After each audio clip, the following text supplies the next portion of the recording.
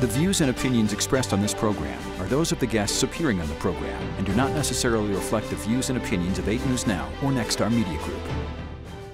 Well, we're just days into a new secretary having been confirmed for the Department of Interior. Already ethics investigations are being kicked off, but is this good or bad for Nevada, the move from Zinke now to Bernhardt? It's bad, but it's also more of the same. I mean, Zinke was bad, and now we have basically his number 2, who is now in there, and yeah, he's really bad for Nevada. Now Zinke is actually going to be working for mining in Nevada, so it's interesting to see that move. And you know, this guy, he's the one that was the brainchild of the Monuments Review, or he was the brainpower behind that, and so I think he's going to, you know, try to do more attacks on our public lands, and that's not a good thing for Nevada. Department of Interior is one of the cabinet departments and positions that does have some effect, maybe more so than others, on the western states, including Nevada. How do you see the appointment? Fantastic. I'm very, very happy about the appointment. You have Democrats senators from Arizona, from New Mexico, from I think Maine and elsewhere voting for the confirmation of this guy to the post. They recognize here in the Southwest how good he's going to be. The fact that the federal government controls, what is it, 48 million acres or whatever the heck it is. I mean, a ton of land here, and we would like to get some of that back, so we could use that for exploration and development and whatever we need to do. We can't have our heads in the sand. We can't play ostrich. We are going to expand. As long as people keep having babies and people keep expanding, you're going to need more area to be able to develop and expand. And people are moving here. I mean, we have a lot of folks from a lot of states, including California, moving here. And I think it's a good idea. This particular Secretary of the Interior has said that he, and we've talked about this many times, and he believes in using all forms of energy. He's for exploring everything, and I'm for the same thing. I want to see us remain energy independent. The only way to do that is to exploit everything, from your windmills and your solar and whatever you got, to nuclear and oil and fracking and everything you can imagine in the world. So I mean, I'm heartened by this. I really am. I think it's going to be good for us, and obviously the senators from the Southwest, from Arizona, New Mexico, and elsewhere have thought it's a good idea. Alan brings up a point that's always been key when you talk about just the sheer amount of federal land we have here, and that's the management of the land. Should private interests or the state or whatever get some back, and that could be an issue under the new secretary.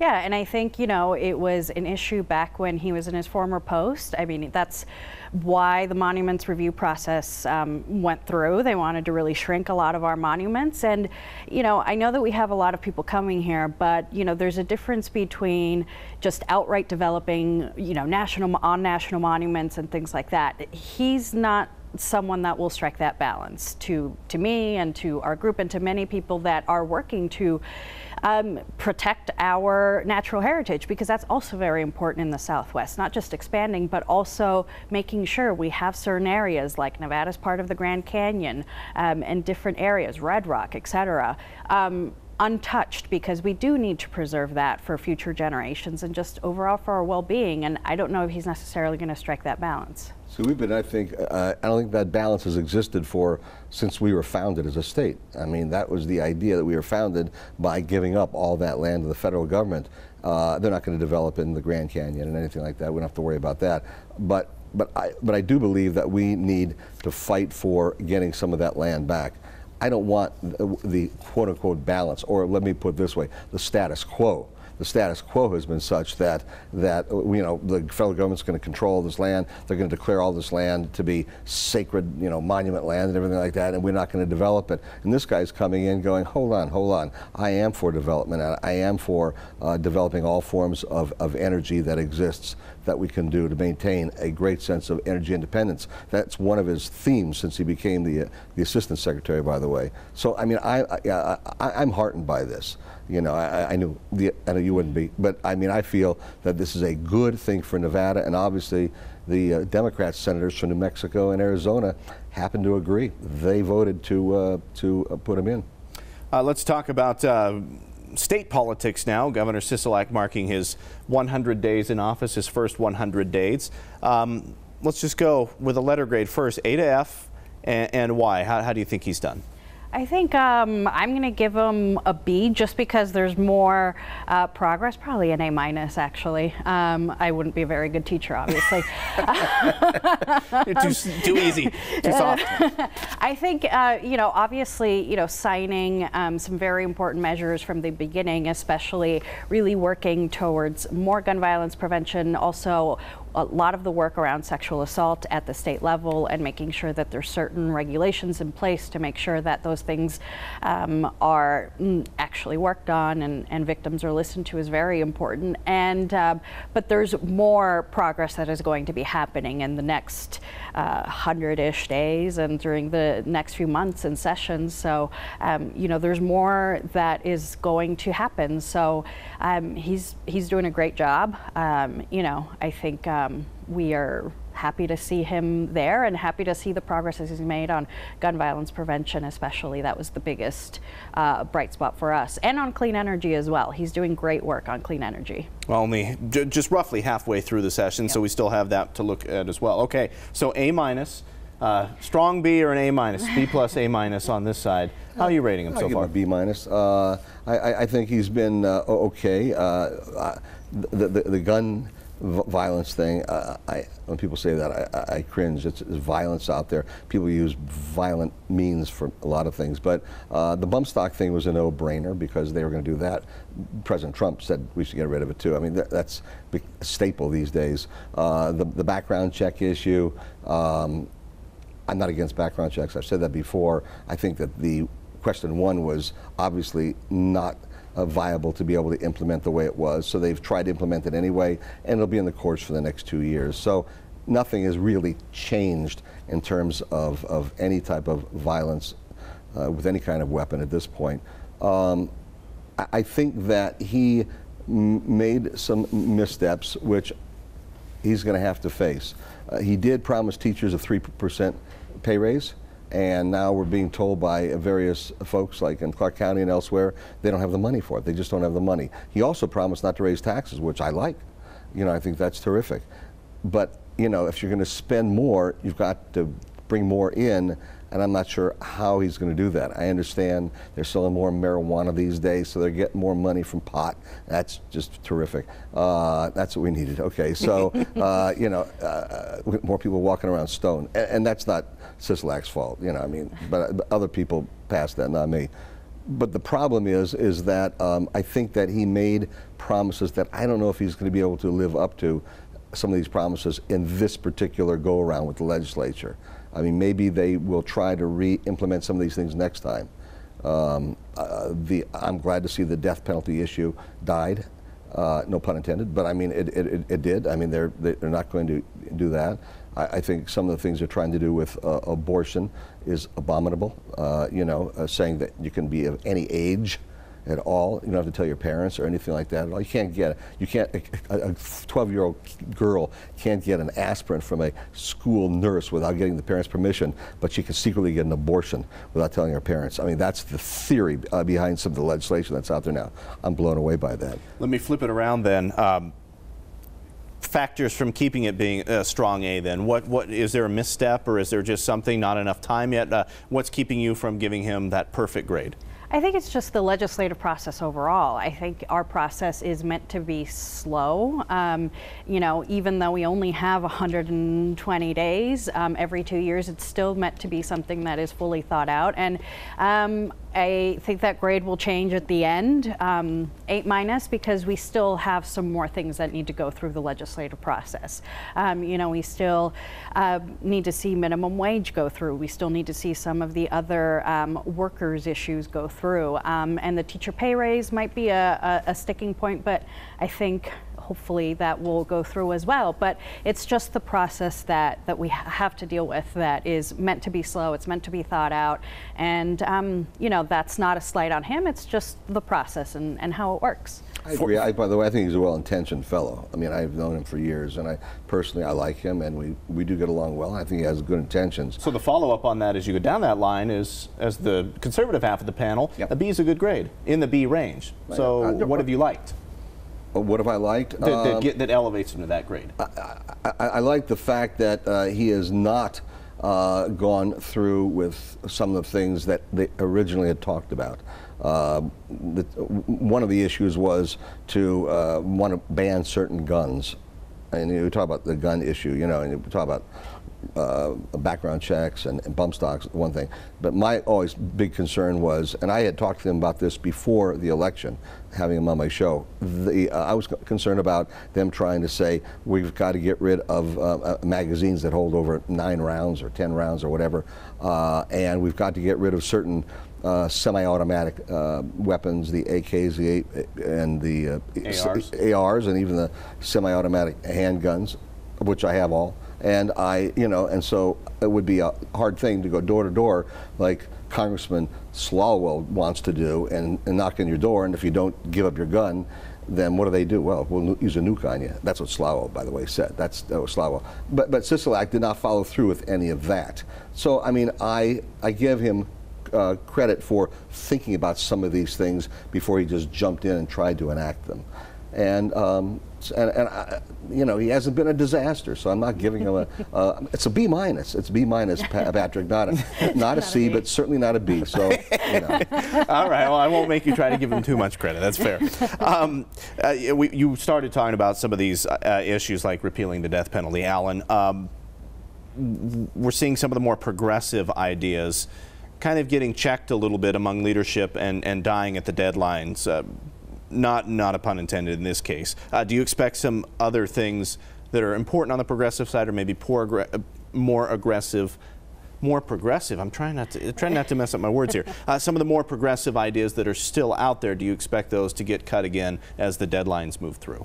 Now, I think every session, you know, whether it's things on the conservative end or things on the progressive end or even things down the middle, bills just die, bills stay alive, they change, they morph into something else, they compromise. It's just the process. And so, you know, we're not surprised. Obviously, we would love certain things to go through, but I think you are going to see some more progressive things around clean energy, around education, and around minimum wage, and around earned sick leave still get through, and they're still alive, and they're still going to go through the process. And there are things that he mentioned in his State of the State and has mentioned on the campaign trail. So I think there are still things out there that we are working for, and that I think in the next few weeks you'll see them go through and make it to the governor's desk. No real concerns about a big ticket item getting axed?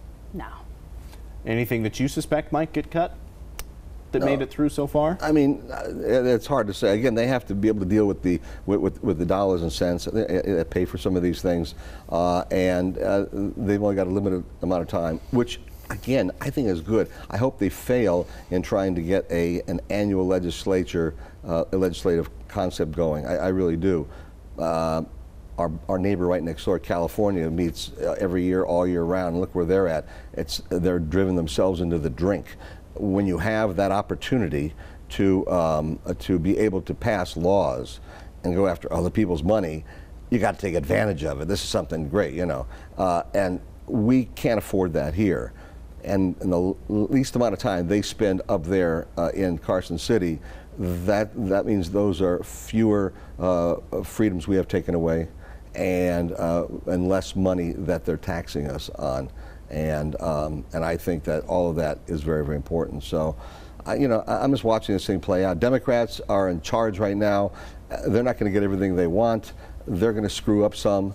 And again, I go back to what Republicans controlled the legislature entirely, you know, and they didn't get everything they wanted, and they certainly screwed up some too. So, you know, it's a balancing process, and thank God no radical progressive thoughts have really overtaken the legislature.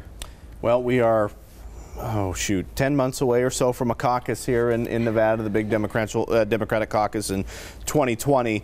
Will be many more faces in that one than what we saw in 2016. Who do you think, who is best positioned to win here in Nevada, to win a caucus? It seems like every time one of the candidates rolls around, that's the one that's going to win, because they're drawing out people and they're getting a lot of support.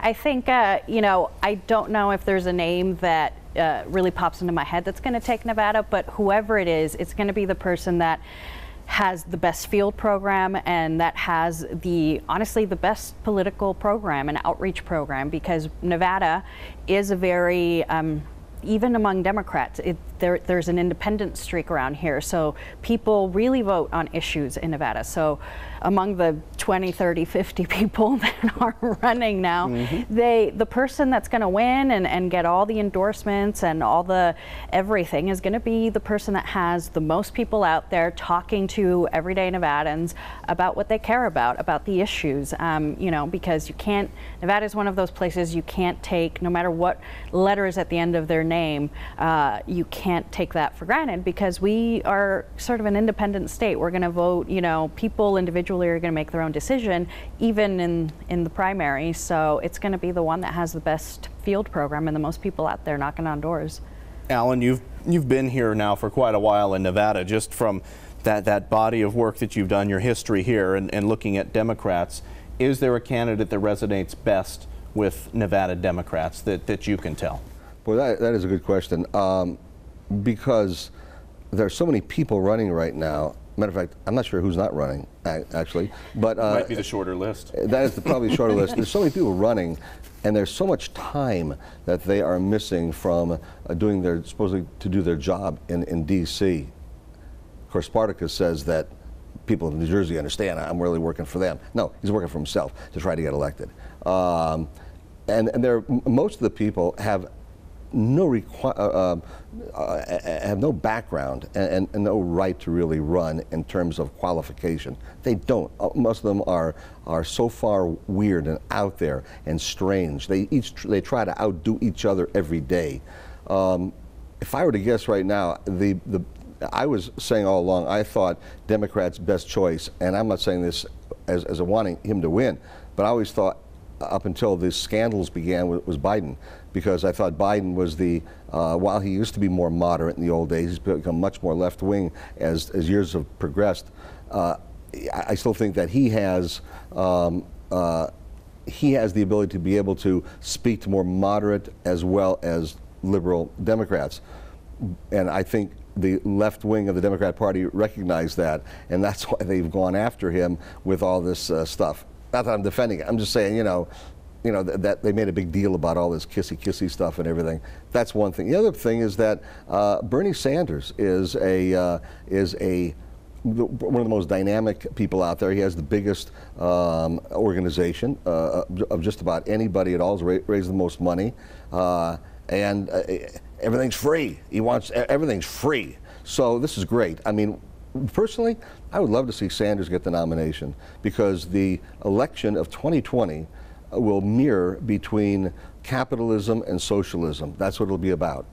You know, when Kennedy was shot in '63, he and Barry Goldwater were already said they were going to be going around the following year campaigning, doing all kinds of town halls and debating classic liberalism and conservatism.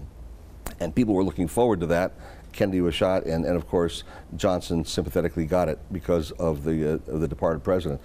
But that's what we can expect this time. If Sanders gets the nomination, and it's Sanders and Trump, I mean, they're going to be debating this, and it's going to be a wonder for the entire country. Well, and Alan brings up with Biden, that is a would-be candidate who has historically done well with the unions. So that kind of brings one of the other questions. You know, the culinary union, there are so many, we're not going to try to predict who they're going to back now, but when you just talk about union support in general, that's going to be something that's going to be a huge part of who comes out victorious in the February caucus. Yeah, absolutely. You know, we are, and it's the Culinary Union and the AFL-CIO. There's so many labor organizations that just have so many members that really do look at that endorsement, that to guide their vote, because that endorsement goes through their vetting process with their members, et cetera, and that holds a lot of power all across Nevada. So yeah, that's one of the aspects of having the best team here in Nevada to do that work, legwork, to get that there. We don't get to do any endorsements. We don't endorse. So, but you know, it's going to be interesting to see who it is, and I think it is going to be whoever gets that culinary or AFL or SEIU endorsement is going to be the person that really knows about not just labor issues in general, but Nevada labor issues, because we're such a specific state. Do you think that Biden's flame has kind of been extinguished to a great degree because of all of these allegations and charges? I think it's probably been extinguished with the people that didn't like him in the first place, probably the people more extremely left of the progressive movement or of the democratic process. I think the people that were probably supporters of Bernie Sanders, et cetera, those are the people that they weren't going to like him anyway. And so this probably just sealed the deal that they're not going to vote for Joe Biden. But I think the more moderate people still are holding out hope that he'll get in and do well. And before we go, I do want to ask you, you kind of brought up, you talked about the town halls going back to what was supposed to happen in '64. Mm-hmm. Now, this wouldn't be between the two parties, but do you think, well, maybe between the two parties, just with our position and how we did in 2016, major presidential debate, or at least a major primary debate? Does that seem likely here in Nevada? Here in Nevada? We'll host one? Oh, yes, I definitely think that that's a possibility. For Democrats, I don't know about Republicans, because no one of any significance has said anything about Weld, I think, former governor of Massachusetts, has declared just this last week, but he's insignificant. Nobody knows his name. Who cares? So a general election debate then, the president and... Oh yeah. Oh, I think a general election debate could well be held here for a lot of reasons, not the least of which, you know, we've got a big supporter of Donald Trump who has a lot of money, who happens to have a casino here and the facilities to be able to hold a debate like that. Who might you be talking about? Yeah, could it be Sheldon Adelson? And I think that's a possibility, bringing something like that here. I would love to see it. I'd love to see if it is Sanders and Trump, I would love to see the debates, the town halls around the country. And it would be an amazing thing, because, again, it would be a real debate. Put it on the line: capitalism and self-initiative and freedom versus socialism, government control, and loss of some of your freedoms to the government. Man, I mean, it's going to be classic. And I think that will bury Bernie Sanders and his socialist agenda once and for all. Well, hey, we had 3 fantastic debates here in 2016. Both sides in the primary and the general were fantastic. Maybe we can get a couple of this time around as well. I'm with you. So, Thank you both for coming in. Thank you.